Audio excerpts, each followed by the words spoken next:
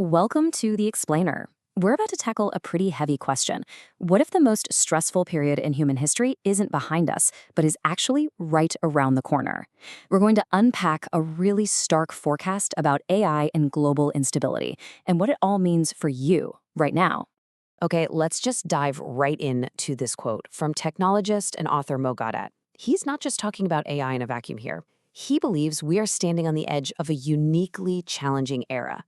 So, in this explainer, we're going to break down exactly why he thinks that, what this chaotic future could actually look like, and this is the important part, how we might get through it.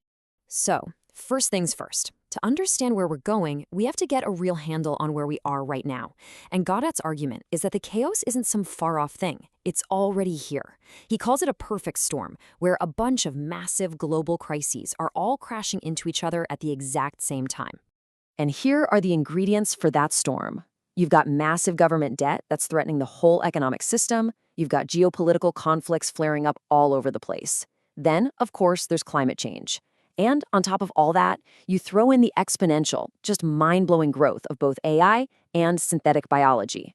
Now look, any one of these would be a huge challenge on its own, but having them all hit us at once, that's what makes this moment completely unprecedented. Okay, so what does all this big picture global stuff actually mean for us day to day?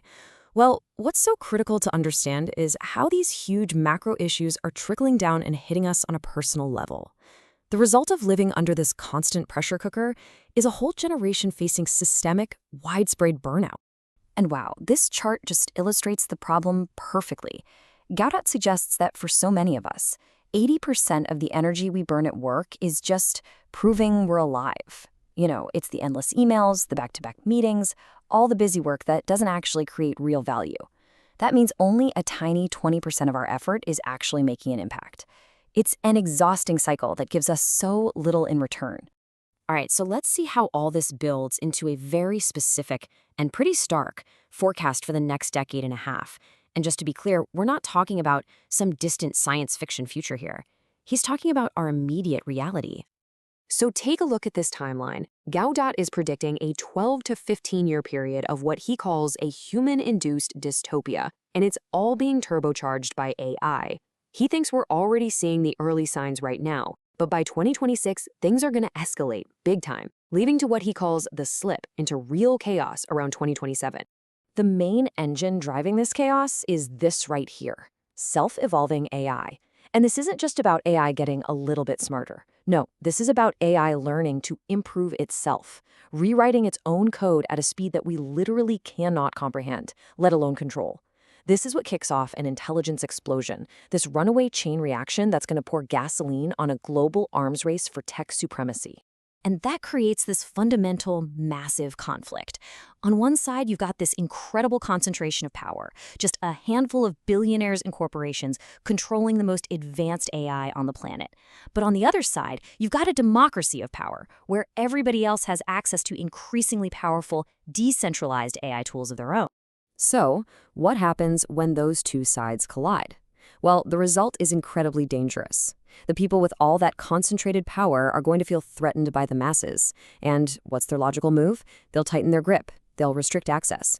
And that will lead to a massive loss of personal freedom for pretty much everyone else.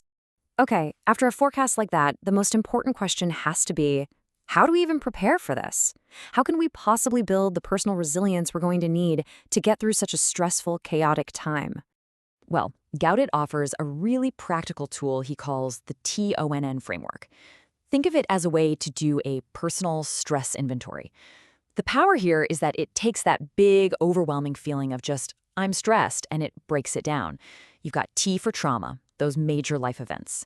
O for obsessions, the negative stories we tell ourselves over and over. N for nuisances, all those little daily frustrations. And the final N is for noise, that background anxiety from just watching the news. Just by naming what's stressing you out, you start to take back some control. And this all connects back to that 80-20 rule we saw earlier. The path to reclaiming your life starts with being brutally honest about where your energy is actually going. You have to acknowledge the wasted effort and then really identify your critical 20%. Now, step 3 is the hardest part. You have to actually eliminate the rest. But step 4, that's where the magic happens. You take all that reclaimed time and energy and you don't pour it back into more work. You reinvest it in your own well-being, in connection, in health, in things that give you purpose. That is how you build resilience. So let's zoom out.